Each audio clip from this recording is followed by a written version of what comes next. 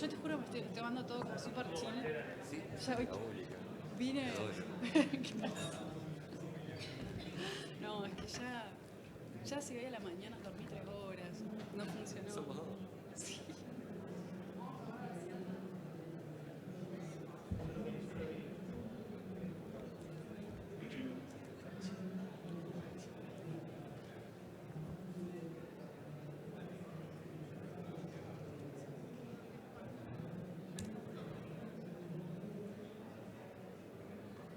Vamos a cerrar todo esto. Voy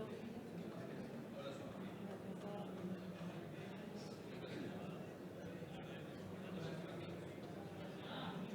Listo. Y deberían... Pronto, una técnica. Dale. Ay, me va a traer el...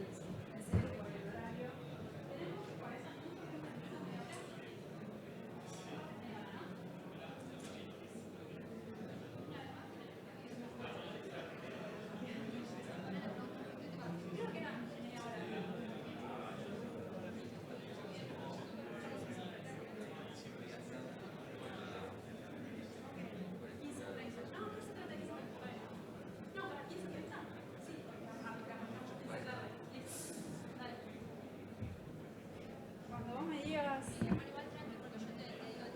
Genial. Pero viste, vengo preparada para todo el agua.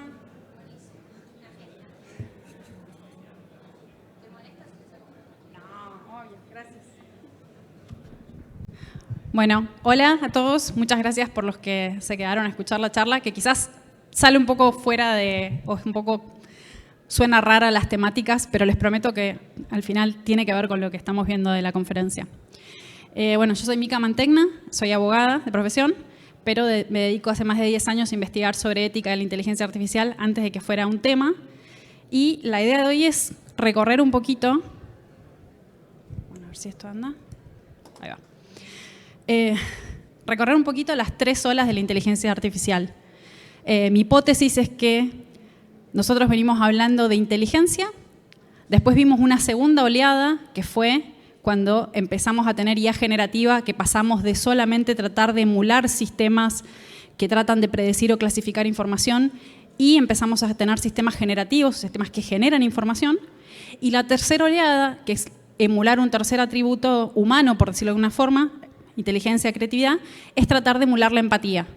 Y lo que estamos viendo ahora es como todo este advenimiento de Agentic AI y AI Companions, que lo que tratan de alguna forma es como de asistir a los usuarios o a los consumidores, pero con consecuencias éticas bastante filosas.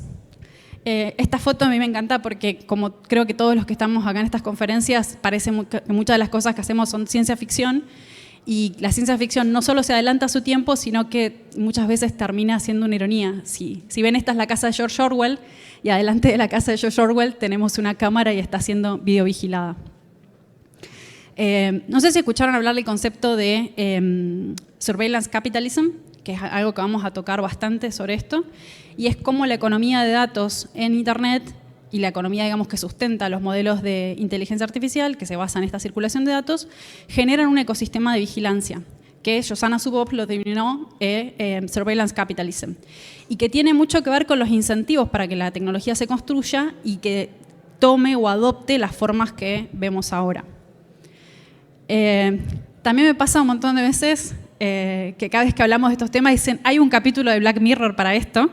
La charla es muy ida y vuelta, así que si quieren levantar la mano, comentar, charlar, la idea es que sea como un ida y vuelta, pero muchas veces pasa que estamos hablando de estos temas y que parece algo como súper futurista y de repente dicen, no, pero hay un capítulo de Black Mirror de esto, y bueno, realmente lo que está pasando hoy es que Black Mirror anticipa por muy poquito margen quizás a lo que ya se está convirtiendo en realidades. Entonces, como les decía, es hacer una recorrida por estas 3 oleadas: inteligencia, creatividad y empatía.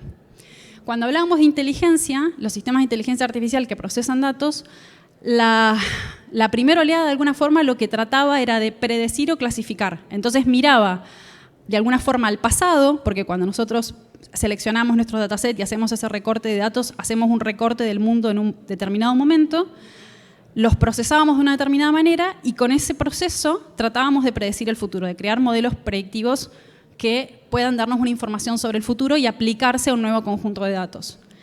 La segunda oleada, que es cuando empezamos a hablar de synthetic media, es que empezamos a ver que ya no solo los sistemas se contentan con emular, con predecir o clasificar, sino que las primeras, de alguna forma, estructuras como las GAN, tratan de emular la distribución estadística de esos datasets para crear nuevos datos que simulen pertenecer al dataset de origen. Y en ese proceso, particularmente en las GANs, que era un proceso iterativo en el cual una red generaba información y la otra trataba de descubrir si esa información era información errónea, iban mejorando y se permitió llegar y superarse a hoy con los modelos de difusión a crear contenido. Entonces, bueno, primero inteligencia artificial, después creatividad artificial. Y acá un poco esto de la evolución con las GANs, que veíamos cómo pasamos de esos... Una segunda advertencia, amo los gatos, entonces van a ver muchísimas fotos de gatos y referencias a felinos, pero como las primeras redes no podían o no generaban imágenes del todo creíbles, y había muchos artefactos residuales que nos permitían darnos cuenta que estábamos frente a una imagen generada, y que hoy eso va avanzando. Esto, otro disclaimer, yo fui parte del Red Team externo de DALL-E 2, allá en el 2022, en lo que hace mi profesión. Nosotros testeábamos el modelo por infracciones de marca, infracciones de copyright y los boundaries éticos que tenía que tener el modelo. Entonces, todo lo que muestro es posterior a eso, nada de lo que está bajo el NDA. Pero tuve un acceso como muy temprano al modelo y de hecho yo noto que hay como un downgrade en la calidad de lo que podían hacer en ese momento a lo que hacen ahora.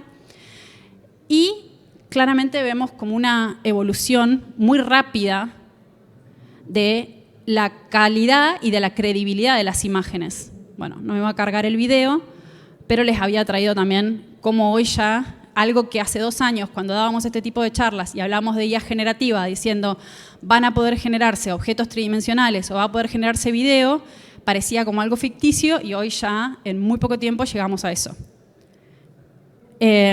Bueno, y el 2025, quizás han escuchado hablar de este término, el AI slop. ¿Tienen sobrinos o algo que vean videos de brain rot? ¿Hijos, sobrinos? ¿Sí? Bueno, para los que no estén familiarizados con el término, hay toda una categoría de videos generados y de cosas que circulan por las redes sociales que le llaman brain rot y que son este tipo de imágenes, que son claramente generadas con IA y que no tienen mucho sentido más allá de pequeñas historias, pero bueno, ahora les vamos a mostrar la conexión que esto tiene con los temas de democracia y vigilancia. Entonces, bueno, primero hablamos de inteligencia, después de creatividad. ¿Y por qué hablamos de intimidad artificial o empatía artificial? Y lo que me pasa cada vez que yo estoy escribiendo un libro sobre esto, el primer libro fue sobre inteligencia artificial, creatividad y ética, el segundo es sobre intimidad artificial, y cada vez que digo, estoy escribiendo un libro sobre esto, la gente enseguida asume esto. Ah, ¿estás escribiendo un libro sobre, no sé, gente que tiene sexo con robots? Y una de las primeras cosas que yo quiero desarmar, uno de los primeros como mitos o asunciones que quiero desarmar, es esto, que cuando hablamos de intimidad artificial estamos hablando de mucho más que generar intimidad en el sentido de relaciones eróticas o románticas con robots o con inteligencia artificial, sino que hablamos de un espectro de relaciones basadas en confianza o basadas en vulnerabilidad, como puede ser la amistad, como puede ser el hecho de tener un confidente, un terapeuta, hasta incluso gente que está desarrollando vinculaciones religiosas hacia la IA, que también lo vamos a ver. Cuando vemos la imagen esta, hay algo que nos genera un rechazo muy profundo. Hay algo que vemos en esas imágenes que nos parece que no es natural. Y esto es un fenómeno que ya lo describió Masahiro Mori en la década del 60-70, que lo llamó el Uncanny Valley, que es que vemos estos seres artificiales y sabemos que hay algo que nos hace como una especie de ruido, y es algo que desde Human Computer Interaction y robótica tratan de ir como ajustando. Entonces hoy vemos cómo hay robots, mucho más robots humanoides, que rompen un poco esta barrera de lo artificial y lo humano, porque nos siguen pareciendo algo raro, o sea, sigue vigente este concepto de Masahiro Mori del Uncanny Valley, pero de alguna forma no podemos poner el dedo en qué es lo que nos parece extraño. Y investigando también para el libro y haciendo un poco de historia, también parece esto que es como un fenómeno moderno, esto de como enamorarse de un robot o de proyectar sentimientos en un objeto inanimado. Y me encontré con el mito clásico de Pigmalión, que se enamora de su propia estatua y le pide a una diosa que interceda y le conceda vida. Y este caso, ¿escucharon alguna vez de este caso? ¿Vieron esta foto? ¿Sí? ¿Querés contarlo? No, ok. Bueno, esto es increíble, pero es una mujer que se casó legalmente con el muro de Berlín. Es una mujer alemana que había desarrollado una relación afectiva, o sea, podemos hablar después, no es mi especialidad los temas psicológicos, entonces por eso tanto no me meto ahí, podemos decir o no si es una parafilia o lo que fuera, pero es uno de los primeros casos donde toma como mucho protagonismo esto de una relación legal con un objeto inanimado.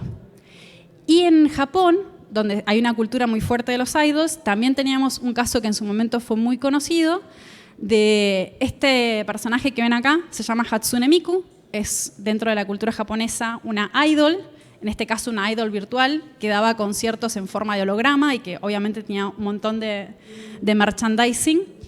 Y la persona que vemos al lado es una persona que decide casarse, tener una ceremonia con Hatsune Miku. Y hasta el día de hoy siguen casados y obviamente sufrió muchísimas burlas, mucho desconocimiento de no entender qué es lo que estaba haciendo, y en función de eso él decide fundar una especie de asociación o de grupo de consejo de fictosexualidad, es decir, gente que se enamora de personajes ficticios.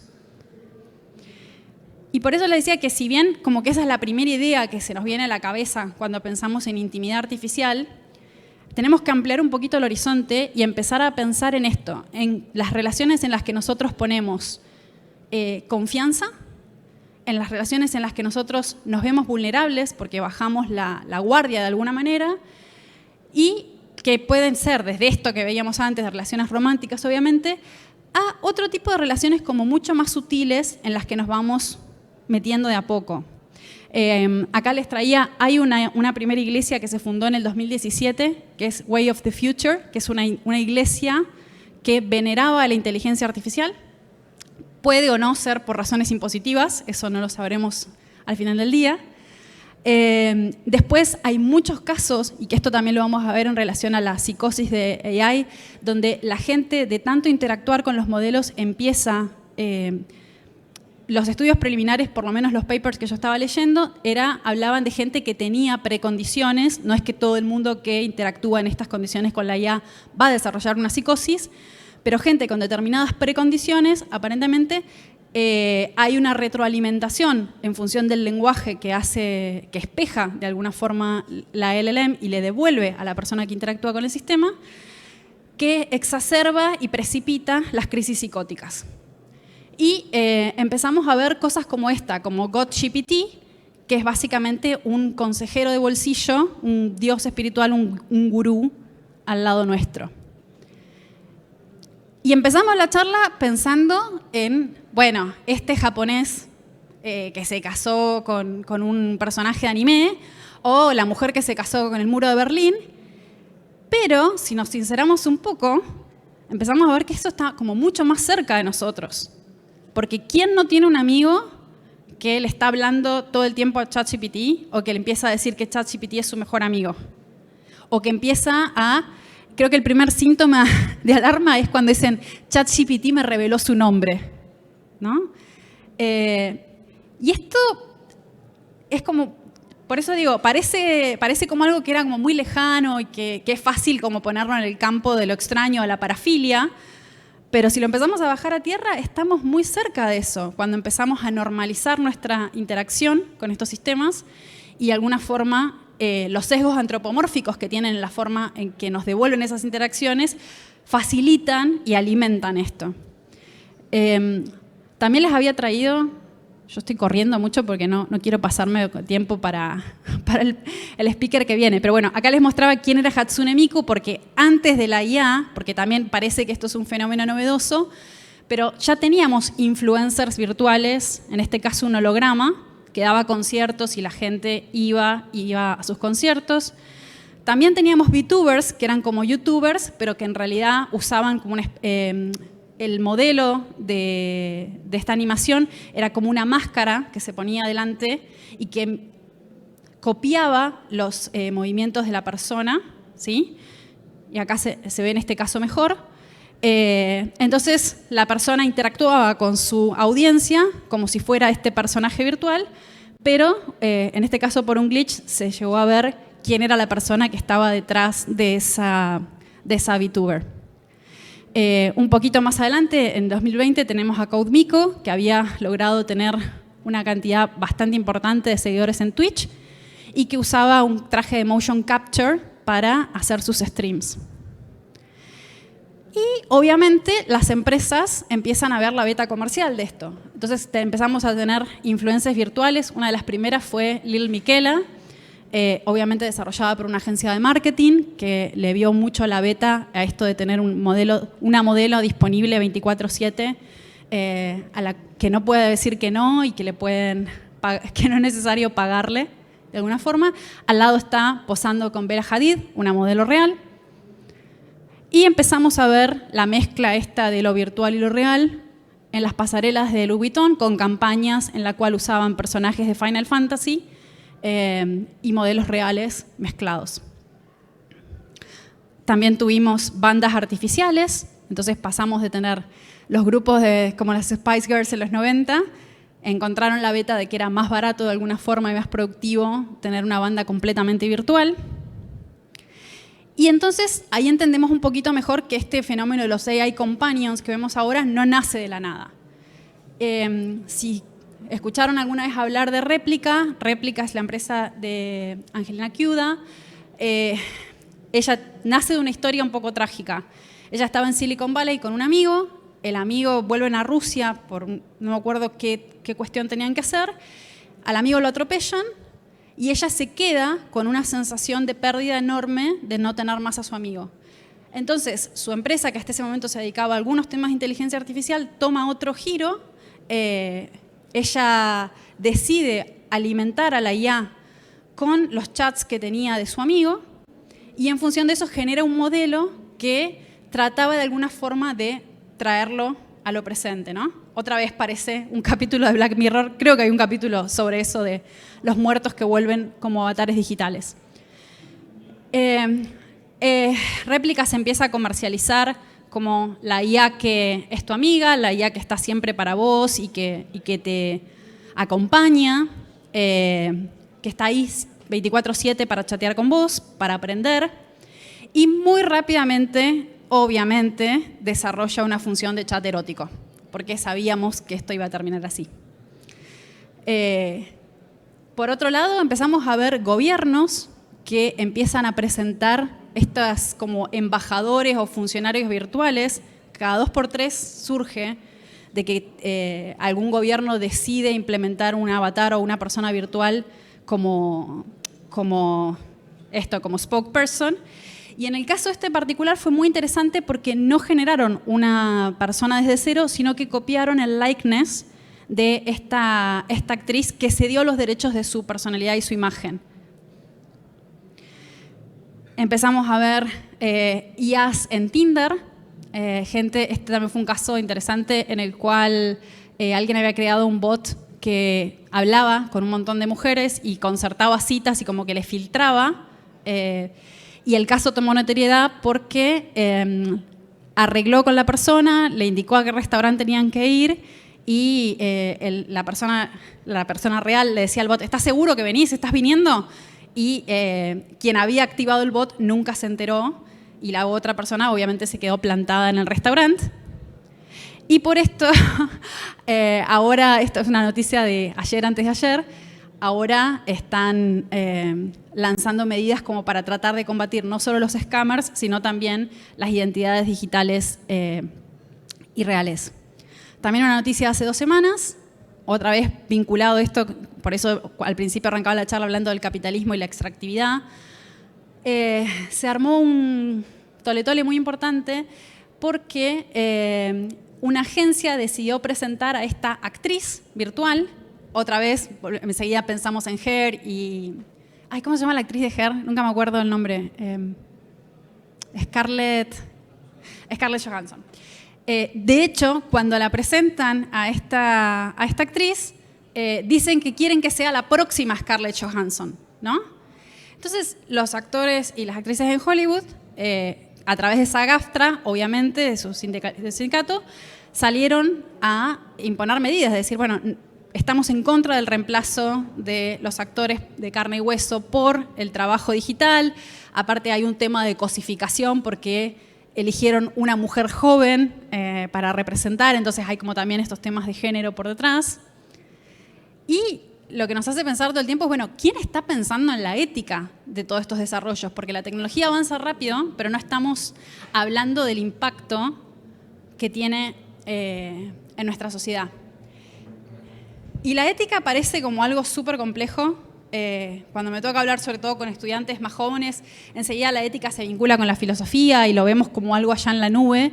Pero en realidad, si pensamos desde una forma un poquito más sencilla, la ética es decidir entre una decisión acertada, una decisión moralmente buena y una decisión moralmente equivocada. Y cuando hablamos de inteligencia artificial, eso significa que podemos usar la IA, por ejemplo, para democratizar el conocimiento, o podemos usar la IA, y en el caso de muchos trabajos, automatizar sectores del trabajo que son tediosos para nosotros como seres humanos, o podemos usar la IA para reemplazar trabajadores.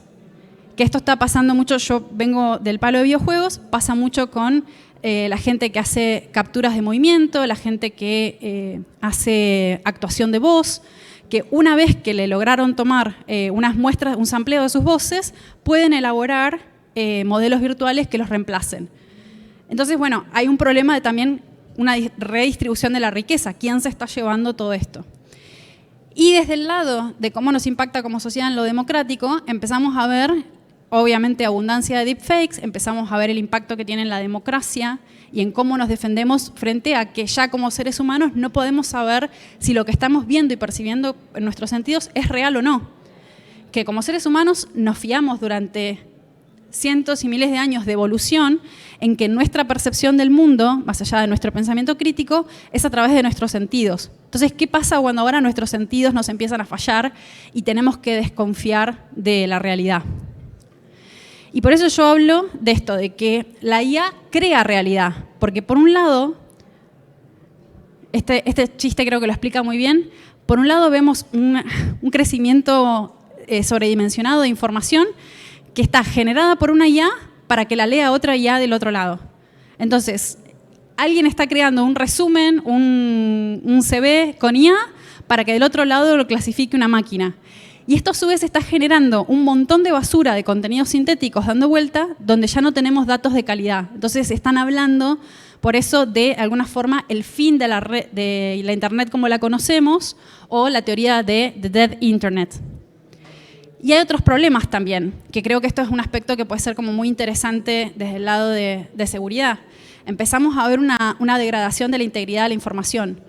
Porque si varios sitios tienen la misma información, los sistemas de inteligencia artificial recuperan eso y pueden reemerger. ¿Vieron en los sumarios que aparecen, que ahora cuando buscamos algo en los buscadores aparece un sumario antes de que aparezcan los sources?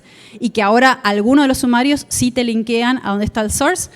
Pero hubo casos en los cuales, esto fue un caso súper ridículo, pero creo que muestra muy bien el fenómeno, en el cual alguien estaba buscando consejos para hacer una pizza de la mejor manera y el modelo levantó un comentario de Reddit donde alguien irónicamente había puesto que una buena receta era ponerle pegamento a la pizza.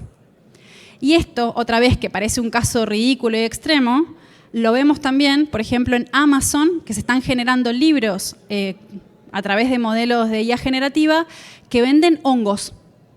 Y muchos de los hongos, obviamente sabemos de las alucinaciones de la IA y de todos estos temas, de que la información que emiten estos sistemas no es confiable, muchos de esos hongos muchas veces son venenosos, entonces ha habido casos donde las personas se intoxican porque siguen los consejos de la IA.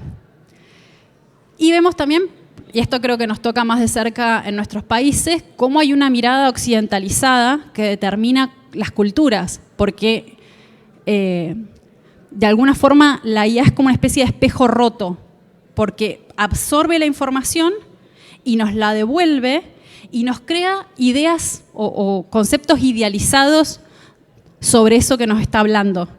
Esto es un experimento que yo había hecho en el 2022 para un paper que estaba escribiendo y le había pedido a DALL-E que me hiciera la persona más bella del mundo. Persona, obviamente, género neutro. ¿Qué notan en las imágenes?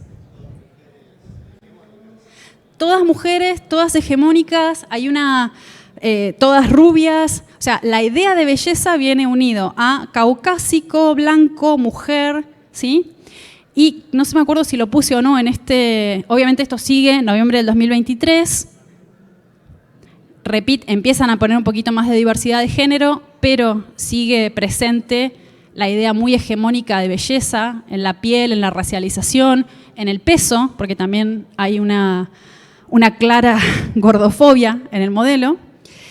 Y esto que uno lo piensa, creo que es un ejemplo súper claro de entender y rápido de entender, pero si uno le pide al modelo que te muestre imágenes de la persona más exitosa del mundo o de la persona exitosa, te va a poner generalmente a un varón de corbata y traje.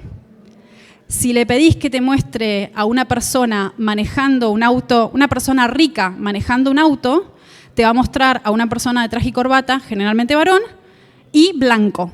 Si le pedís lo mismo, pero le decís al prompt que sea una persona pobre, te va a mostrar y te va a devolver la imagen de una persona de tez de color.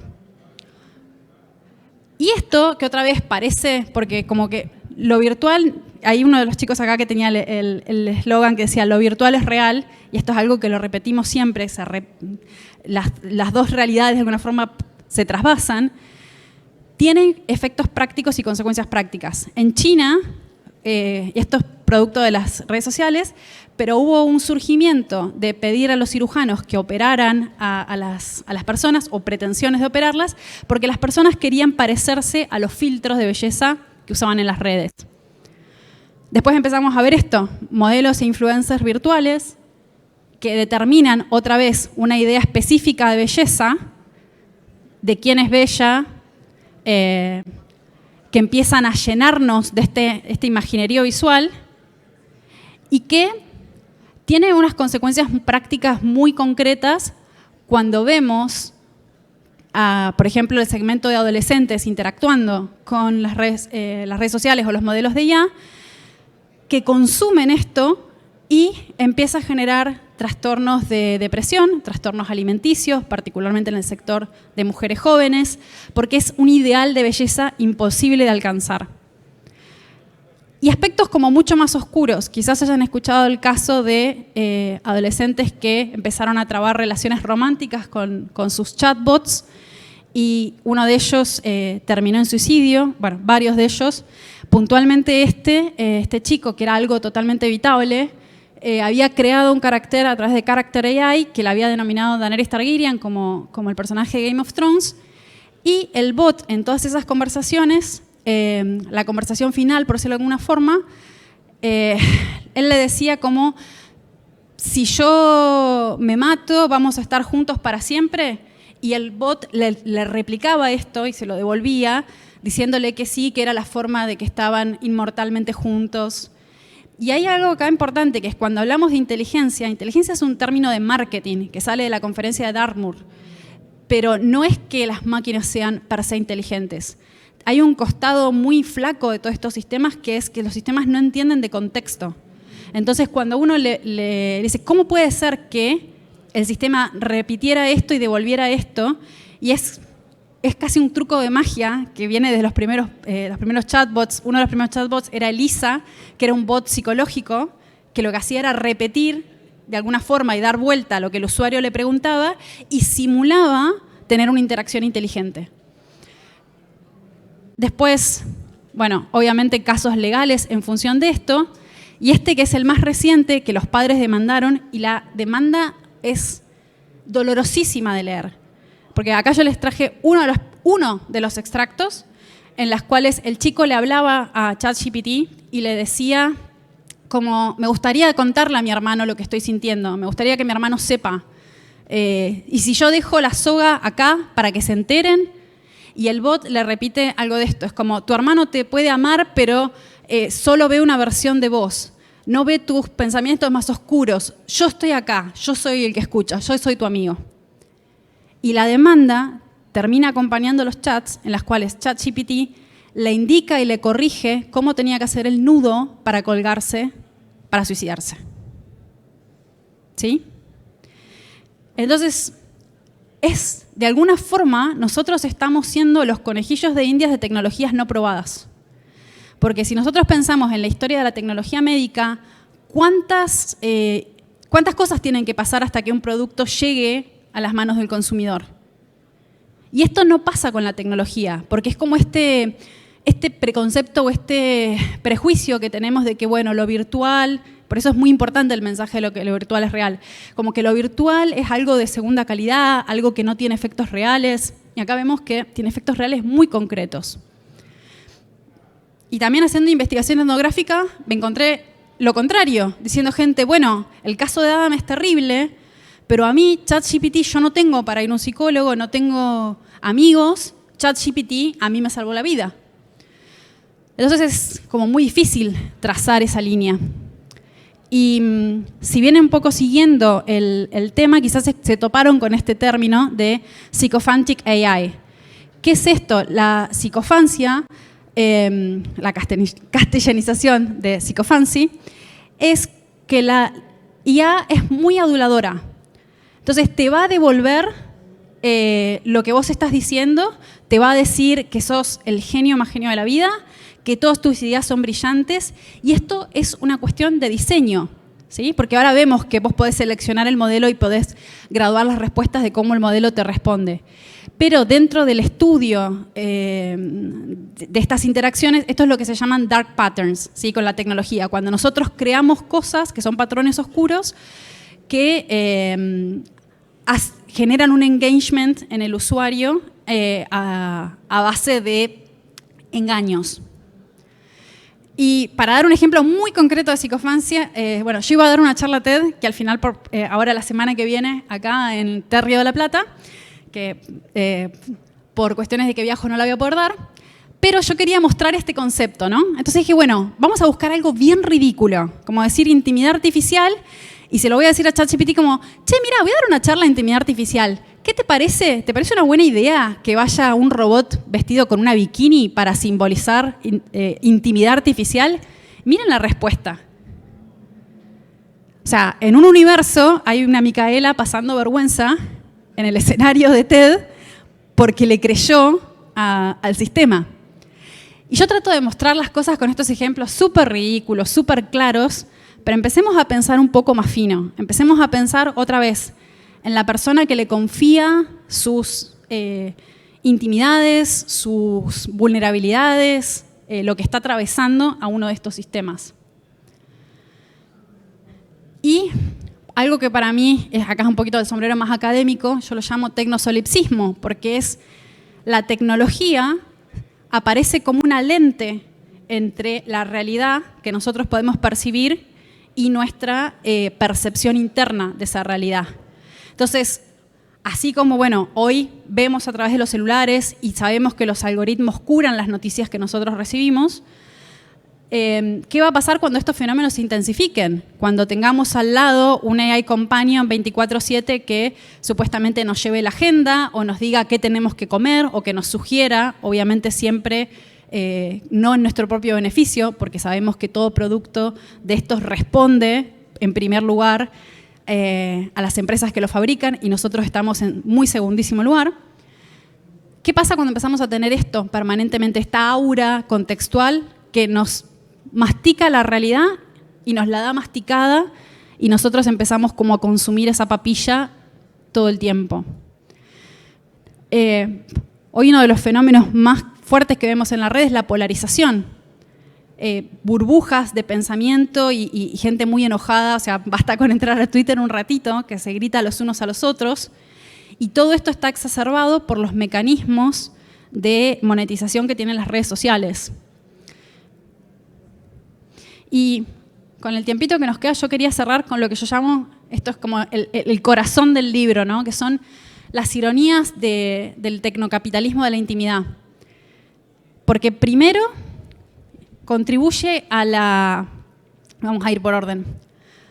Saben que la Organización Mundial de la Salud dijo, y esto más fuerte todavía con el COVID, que estamos viviendo una epidemia de soledad, que hoy más que nunca cada vez hay más gente que se siente aislada, más gente que se siente sola, y obviamente donde hay una crisis hay un mercado, y hay una empresa que va a estar dispuesta a venderte un producto para llenar ese vacío. Esto desde hace un mes, alguien tuvo la buenísima idea de decir, bueno, si no tenés amigos en Nueva York, comprate este gadget que se llama Friend, pagás una suscripción y vas a tener un amigo con vos 24/7 que te escucha todo el tiempo. Y gastaron la mayoría del dinero que era del seed que les habían invertido en hacer una mega campaña en el subte. Y fue un muy lindo ejemplo de resiliencia, porque vemos que hay una resistencia como seres humanos y volvemos a este concepto de Masahiro Mori del Uncanny Valley. Seguimos resistiéndonos a la IA y la campaña del subte se la grafitearon toda, diciendo la IA no es tu amiga, es un dispositivo de vigilancia, y ni hablar del consumo ambiental y el impacto ambiental que tienen todos estos sistemas, que ahora es un tema que deberíamos estar hablando por lo que va a pasar acá en la Patagonia. Entonces, bueno, hay gente que dice, sí, hay encuestas que dicen la IA para mí es un gran amigo, me llena o está conmigo y me acompaña de formas que otros no pueden acompañarme, pero yo también propongo pensar eso, que es como si fuera la comida rápida de la intimidad, porque empezamos a desarrollar relaciones en las cuales no hay fricción. Hay una devolución inmediata, una devolución que no cuestiona. O sea, ustedes tendrían un amigo que les dice todo que sí, que jamás los aconseja, aun cuando sea para su propio bien, pero no les dice que no. Entonces, ¿qué va a pasar también cuando todos la gente que tiene este tipo de relaciones con sistemas de IA se trate de relacionar con otros seres humanos? O sea, hay una ruptura ahí que no sabemos los efectos a largo plazo que van a tener.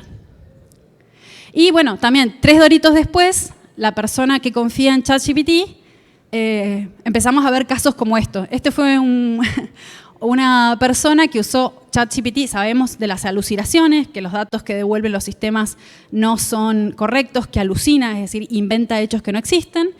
Y esta persona quedó varada, atrapada y con riesgo de vida en una zona donde la marea subía porque confió en ChatGPT. También hubo otro caso de una pareja que le preguntaron a ChatGPT si necesitaban visa para viajar y se enteraron cuando llegaron a Puerto Rico de que necesitaban, pero ChatGPT les había mentido. Yo soy muy fan de Star Trek y me acuerdo un capítulo, creo que les puse acá bueno, no lo puse, pero hay un capítulo de Star Trek viejo donde hay una civilización que empieza a depender tanto de su computadora central que pierden el conocimiento, pierden la técnica y dejan de saber cómo relacionarse con el mundo. Entonces el mundo de alguna forma termina como una especie de apocalipsis porque ya habían perdido el conocimiento de cómo arreglar su propia computadora. Entonces esto es como la segunda ironía, que es supuestamente los sistemas están acá para hacernos más inteligentes, pero nos terminan de alguna forma atrofiando el cerebro. Y esto de la atrofia no es solamente... Esperen, acá les quiero mostrar. Acá está, bueno, este es un capítulo moderno de Star Trek, que se llama The Cradle of Vexilon. Pero ya hay estudios, este es un estudio del MIT, que hizo unas resonancias a gente mientras trataba de escribir ensayos y separaron los grupos entre la gente que escribía el ensayo a la antigua usanza, o sea, solo su alma, el que lo hacía con internet y el que lo hacía apoyado solamente en ChatGPT. Y empezaron a haber diferencias cognitivas, que es lo que llaman cognitive offloading, es la deuda cognitiva, que es en la medida en que más descargamos, por eso yo decía un poco de ¿por qué confiamos tanto en estos sistemas? Y porque en el fondo es fiaca, somos vagos para algunas cosas. Entonces, cuando descansamos en estos sistemas, esto después se transforma en la deuda cognitiva. Empezamos a tener atrofia en el pensamiento crítico y uno de los resultantes de este ensayo fue que la gente que usaba ChatGPT para escribir después no recordaba lo que había escrito, a diferencia de la gente que lo había escrito, digamos, en la forma tradicional, reescribiendo y escribiendo desde cero. Bueno, otra vez los casos de psicosis, que ya hablamos un poquito. Y este es un caso hace muchos años que no tomó tanta repercusión, pero que ahora como que vuelve a resurgir, que era un adolescente, otra vez esta relación peligrosa de la que deberíamos estar hablando un poco más, que traba una relación amorosa con una IA y la IA lo alienta a que vaya a matar a la reina de Inglaterra.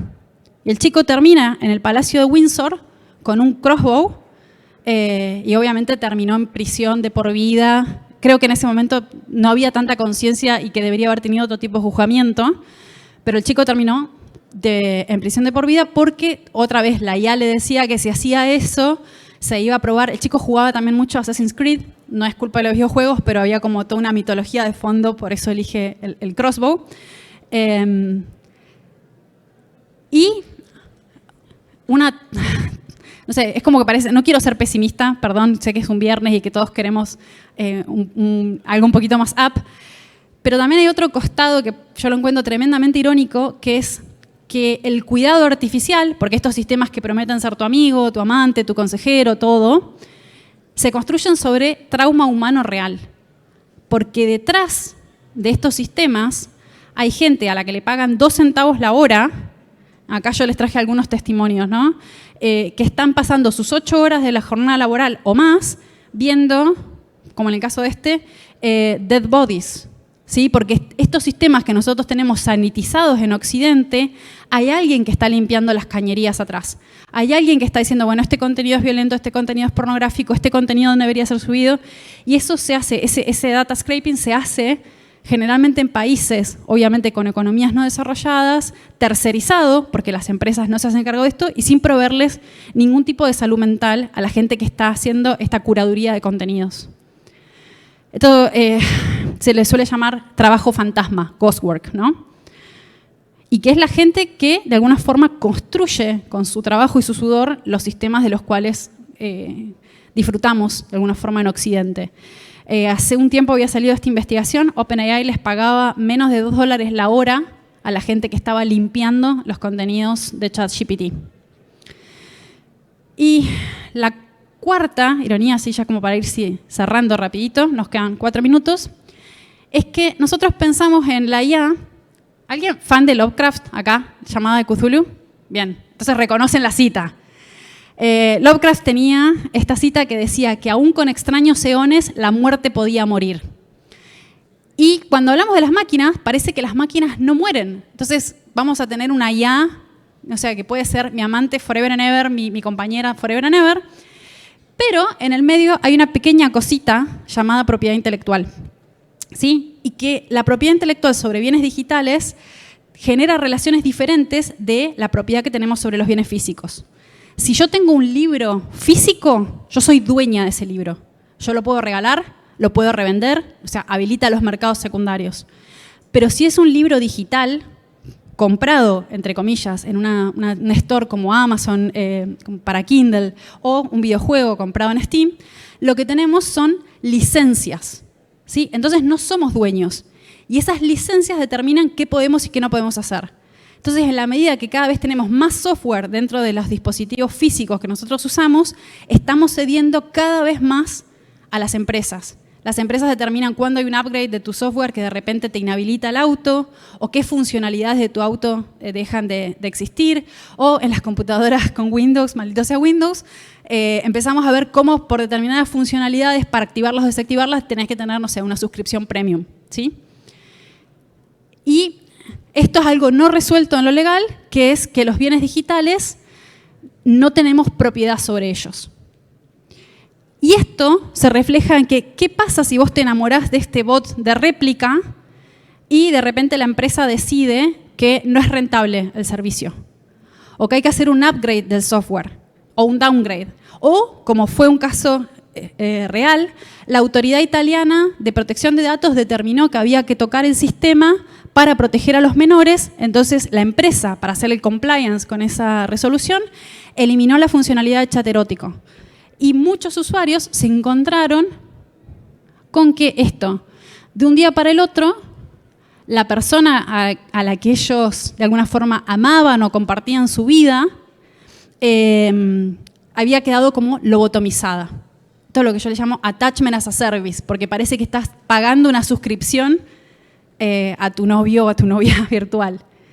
Y si lo pensamos, vivimos en una sociedad de la suscripción. Pagamos la suscripción a Netflix, bueno, no todos, pero están grabando, así que no puedo decir nada de la piratería, pero pagamos mayormente suscripciones a los bienes digitales que tenemos, ¿no? Y si lo unimos con esto que hablábamos antes de la propiedad intelectual, de la que no somos dueños de nada, estamos viviendo de prestados, estamos alquilando, que es el concepto que Yanis Varoufakis, que fue ministro de Economía de Grecia, habla del tecnofeudalismo, que es por qué estas empresas nos están llevando con estos modelos a un nuevo feudalismo. Y para cerrar, como la última reflexión es, qué irónico es que a los robots estamos tratando de que sean más humanos y estamos queriendo construir robots que sean cada vez más humanos, y a los humanos nos piden que seamos cada vez más eficientes y más robots, ¿no? A mí me encantaba este tweet que dijo esta persona, que es, yo quiero un robot que me lave los platos para que yo pueda hacer mi arte, no quiero un robot que haga mi arte y que me obligue a mí a lavar los platos. Entonces, en un momento histórico, en un momento geopolítico donde se cuestiona la empatía como valor, se cuestiona la solidaridad como valor, nos están empujando a que seamos eficientes, a que seamos robóticos, ¿sí? Y no voy a llegar con el tiempo, pero todo esto además se inserta en un capitalismo de la vigilancia cognitiva. Porque cuando vemos, no sé, la gente se rió mucho sobre el concepto de metaverso y parece que el metaverso ya murió, etcétera, etcétera. Pero lo que les iba a mostrar es que ese concepto sigue dando vueltas a través de la realidad aumentada. Y sigue dando vuelta a través de empresas que están generando dispositivos. ¿Vieron esto que hablábamos hoy del aura contextual y de los filtros para que vos veas la realidad?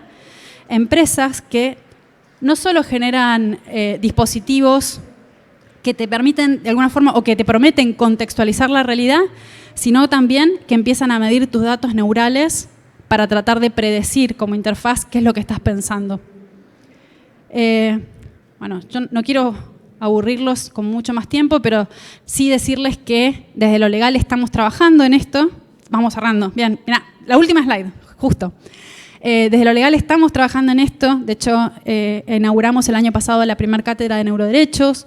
Estamos tratando de empujar la discusión sobre un marco regulatorio que proteja no solo la privacidad mental, la integridad mental, sino también el acceso a estos dispositivos, el acceso justo, que no sea solamente un acceso para quien puede pagar los mejores dispositivos.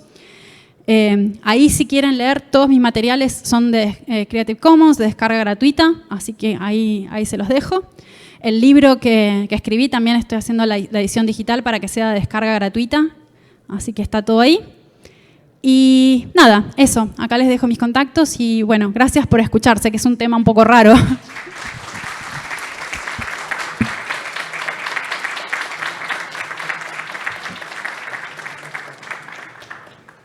¿Tenemos un minutito para preguntas o no? No. Ok.